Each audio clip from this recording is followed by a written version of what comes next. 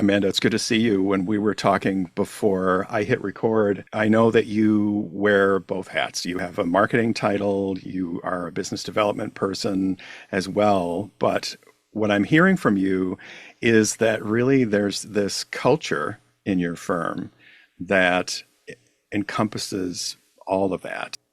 You said something felt old-fashioned. I think it's like that's the secret sauce, what you guys are doing at your firm. So do you want to talk about that a little bit? Yeah, absolutely. Yeah. So our firm, what I think some people might consider old-fashioned, it's like this recipes for success that works really well for us. We really focus on building these genuine, loyal relationships with our clients that in turn bring in these referral sources and what I had explained is our what I call our relationship funnel, where it's that piece of the puzzle that isn't based solely on metrics and analytics. It's this holistic view of what are our clients saying about us when they're not in front of us? What are they saying to other people in the industry? How are they finding us? How do they feel when they talk to us? Do they feel like they have a voice at the table? Are they coming back um, for other matters and other, you know, things that they need? Is there retention? Are they becoming an evergreen client? Are they going to stay in our system forever? Because we've built these trusted, loyal, genuine, deep relationships with them and in the industry. And so, it's this old school thought process of, if you're there and you promise to do something, you're going to keep that promise. Well, we build our relationships on the same concept of, we're going to allow you that voice at the table. We're going to do our best for you to advocate for you. One of those things is that we only represent one side of the table Hmm. in franchise law. And so we can really, really build those relationships in that really niche practice industry. And I guess I'm assuming, from my experience back in the day at a firm that did a lot of franchise work, the folks that you're representing, so you represent people on the franchisee side. Yep. And as I recall, a lot of those folks are sort of serial franchisees. Like they will grow their collection of stores or shops or restaurants or whatever they're in the business of over time and will need this sort of to come back for the same kinds of things. And so I think it's helpful that they understand from the through and through. You mentioned that they know everyone on the whole team, including legal administrative assistants and paralegals and accounting folks at your firm. Like it's a deep culture of relationship management, of client development. So whether there's a formal business development program at your firm or not, you're doing it, you know? So hats off to you all. Yeah, that's absolutely true. When we're dealing with the type of clients that we have, right, they're building systems, right? They're purchasing more franchise locations or expanding their territories or even just evaluating, even getting into a franchise system and figuring out, is this what I want to do? What kind? What am I passionate about? And these aren't things that happen really fast. Generally, they take a lot of time, and you do build relationships with not just the attorney, but other staff in the firm too. And sometimes it's for years and years that you get to work with these people and you get to know their business and they chat and they call and they say, "Hey, Amanda, this is coming in the pipeline. Can you help me find time on somebody's calendar?" That's more of an LAA question, but our LAAs do get those questions on a Hmm. regular basis or an email. And, it's really great to just have these really good connections with our clients and that approach just works tremendously in this niche area. And are you saying that you've got clients that are contacting you as well? I was in a different role at the firm Oh, prior to marketing and more in an administrative role. And so there would be times where, you're on emails and stuff, and a client or someone will say, "Hey, can you look at Mr. Dady's schedule and see if he has time to fit me in?" And it sometimes happens. And you too, Sure. you check in with the attorney and say, "Hey, this person reached out to me. They forgot to CC you on an email. What is it looking like? Can we get you on the schedule?" It's an interesting dynamic that really is nice when I look back every year and I think about what the following year is going to look at. I look at a lot of the data. I don't think a lot of our attorneys understand it. I look at a lot of data. Hmm. How many times have these people come back? How long have they been a client? What is the revenue? What does website traffic look like overall? But another piece I look at in that retention part is how often are they coming back? Are we seeing a lot of phone calls from them being answered in numbers that that they're having true conversations? Are we building that trust with them to where they always know what I hear on the other end of that phone, no matter if it's me, if it's an LAA, it's an inviting, warm person, it's someone who makes me feel comfortable. No one wants to hire an attorney unless they have to. How do we make them feel on the other end? And our attorneys operate the same way. How are you doing today? Tell me about yourself. Tell me about the situation. How can I help you? Making them feel good and making sure that they feel that we're approachable. What you hear on the other end of that phone is exactly what you're going to see online. You're going to see a warm, inviting environment. It's going to be educational. You know what you're going to get is not going to be surprising.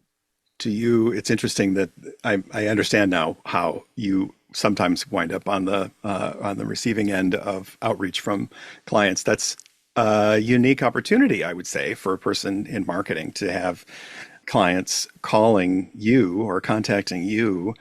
Do you ever spend time like catching up with them before you get them scheduled with the attorney that they want to talk to? Yeah, I try to be really cognizant of their time and sure. knowing that if they're calling in or even if sometimes I'll answer the front desk phone and if somebody calls in and if they're telling you things, of course we listen. But I'm also well aware that, they're not usually calling because they're super excited to call an attorney. Like, I know they want to be on Right, the phone with the attorney. right. They don't want to be talking to me. And so I'm very aware of the situation, but I do think that anytime that you end up being the first point of contact for a person in this industry, that first impression is such a huge takeaway of Right, how their entire experience is going to be. right. Even on email, when you can't really hear or read the room, just making sure it's warm and inviting. And, Sure. it's just, we've managed to get this great culture and our clients are great and the industry is great. Even working across lines, I know if somebody contacts us who really needs a franchisor attorney, because Sure. I do, and another piece of why I might talk to these people is I do a lot of the intake of if somebody's filling out contact forms and going through the chat function, that all falls on my desk. Hmm. And so, right, my many hats. So a lot of times we'll need some clarifying questions and Right, I'll have to get those and help funnel those through to the appropriate people. And sometimes that means that we're not the appropriate person for them. right, And it's sending out a referral and knowing that in our industry, we can refer a franchisor to somebody who's going to also provide that advocacy because you never know when you might cross paths again. right. And you want it to be a pleasant experience if you can make it. And I'm assuming that you have in your uh, resource list folks that have the same sort of client service belief system that you all do, right? Like you're handing them off to someone that's going to treat them the same way, right? Yes, of course, it could be, right, referring off to a franchisor who we trust would have the same thought processes that we do of like you give them a warm welcome and a long goodbye. Like, um, you want to make sure your client feels like they're the only client that they're focused on, that they are your main priority in that moment. And I think in any practice area, it's probably, it might be my own belief system. If you are an attorney representing a client, your client should always feel like in that moment, they are your number one priority. And just like if you're going to the doctor. And so we do a great job doing that. And when we do refer out, that is, something we consider is, sometimes we're referring out because a person just really wants an attorney that's down the street from them. They want to be able to drive to their office. And um, in franchise law, a lot of us practice all over the country, and it's not Hmm. always that you can just drive down the street to the attorney. And so sometimes it is just referring to another franchisee attorney. And we always want to make sure that we're doing good by our referrals and that we make them feel like they were heard and they're getting to the right place instead of having to go to Google and land on AI that's telling them maybe conflicting information. Right. So is in the marketing role when you, like you said, we never really take off the marketing hat and put on the business development hat. The lawyers shouldn't take off the lawyer hat and put on the business development hat. I've mentioned that before. For you and the work that you're doing, it sounds like you have a very, like you used the word holistic before. You have a really holistic sense of how marketing and business development are interrelated.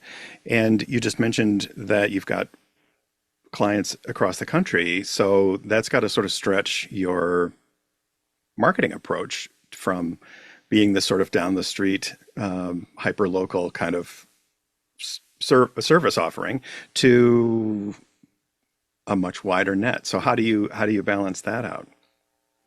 Yeah, that is probably the single most intricate piece of marketing for a small niche firm that, right, we're Midwest based, but we practice nationwide. And sometimes that is having to collaborate with local counsel and bring a local counsel in. And it's writing in ways that allow people to know, like, hey, yeah, we're based in Minneapolis, but let's have a chat. Let's chat. Let's see if there's something we can do for you. We are here. We do practice sometimes internationally. Hmm. And it's a strategic approach to make sure people feel like, okay, I can click that call button. I can fill out that contact form because they literally practice what I need, and maybe they're not down the street, but I know this is where I need to be. And just making sure that the messaging is right, making sure that, our SEO and now all of our AI, AEO is all aligned and appropriate. It's just a little bit more strategic. I do like that intricacy because we get to be a little bit more creative. We get to have more touch points with more people. It means that we can do more group and association representation and connect with people on a nationwide and global level. And it gives us a good insight of what is going on in these systems. How can we help them? Is there a new service area we've not thought of before?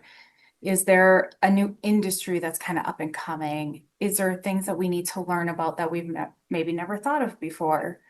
So it's created not just a regional thing, but a nationwide and global perspective for us to constantly have and be constantly learning about. We expand our thought processes and we look for deeper solutions that are more creative and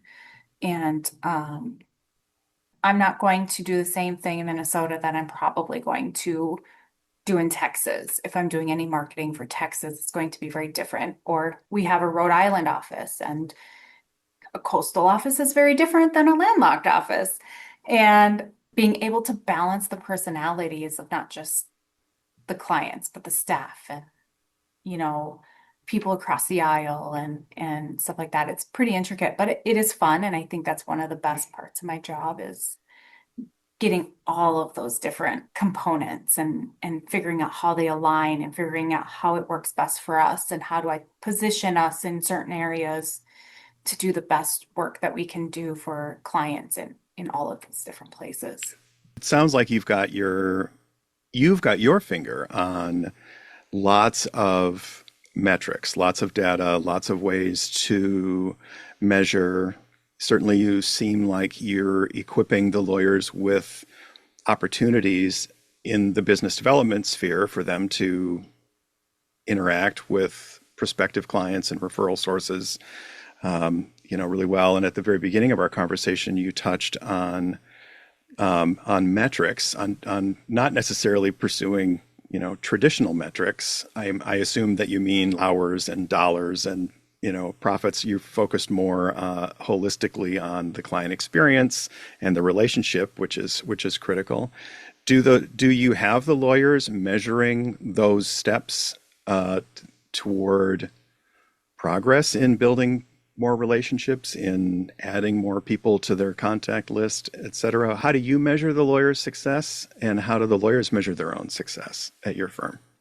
I will be very candid because we don't do individual one-to-one marketing strategies. I do all the measurements myself. Okay. So I don't, I think that the attorneys do know, right? I've got this subset of clients who consistently come back and they look Yeah. back at their billables and they're like, wow, this person has come back. I've helped them X amount of times over the last 10 years.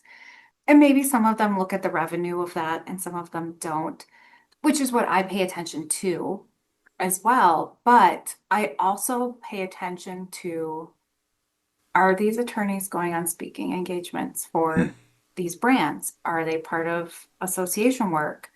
Are they having conversations? Am I picking up on pictures? Is this conference for a brand taking pictures and posting it online? And I can see I've got attorneys socializing in the background.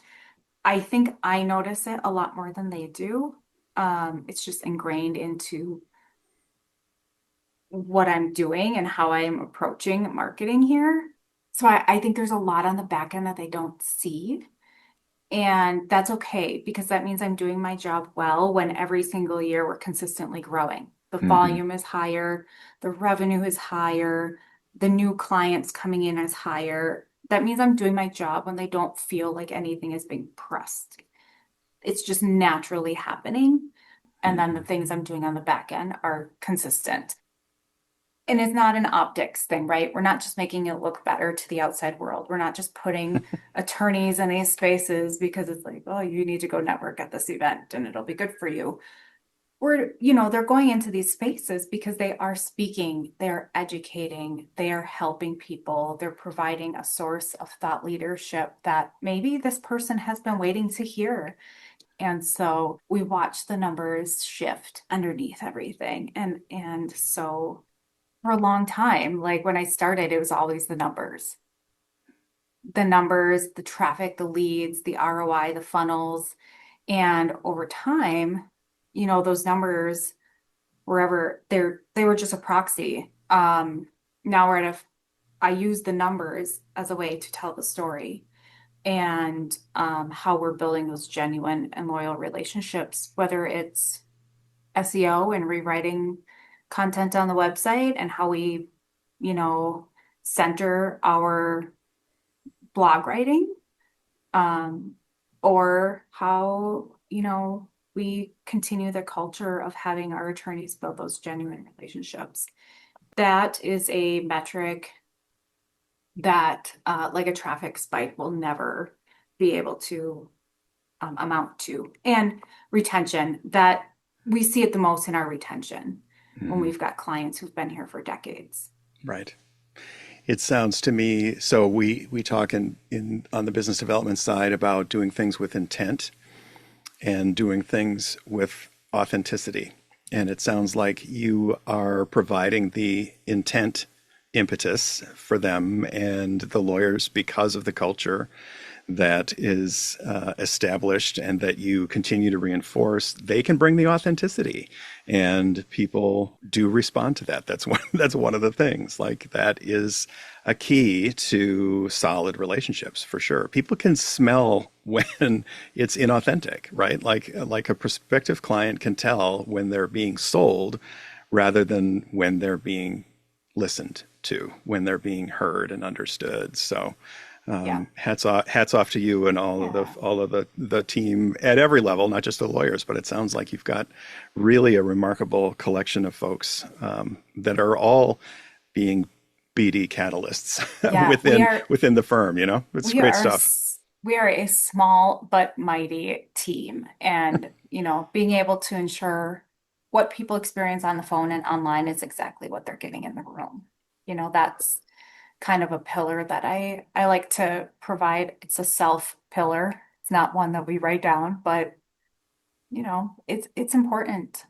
Those relationships are important. And I know, Kristo, you've probably heard this in the marketing field for legal marketers that for many, many years, um, people are kind of afraid to call attorneys. They feel that they're untouchable. And when I started working at this firm, I thought that was the feeling I would feel when I walked through these doors, and it was not the feeling at all. It is a welcoming place. It's um, people who are parents and their grandparents and their aunts and uncles, and they're coaching soccer and baseball, and they're into music and movies and cars, and I've the buzzword has been now a transition of humanizing the lawyer. Hmm. And I'm really lucky that I've been in a firm where that's always been a central piece of their culture, is who you see online, who you see in public is exactly who you're going to see in the room. That's great, Amanda. I can't thank you enough for jumping in today and having this conversation with me. Um, Again, congrats on the good work that's going on there. That culture is irreplaceable in terms of the value that it delivers. So Yeah. it's remarkable to hear the success of that. So good for you. Yeah. Just being real humans, right? It's okay to fumble. It's okay to, make a mistake. It's okay to, not be the most poised person in the room. But if you make somebody feel good, it makes all the difference. It really, truly does. Thanks again. Great to see you. Absolutely. You too. The BD Catalyst, a podcast for law firm business development and marketing changemakers, is brought to you by Lawyer Book Builder and BDBuddy.ai, technology designed to help law firms create an exceptional culture of business development. Our host is Kristo Sween, and our editor is Melanie Cristostomo. The BD Catalyst is a production of the David Freeman Consulting Group. Learn more at davidfreemanconsulting.com.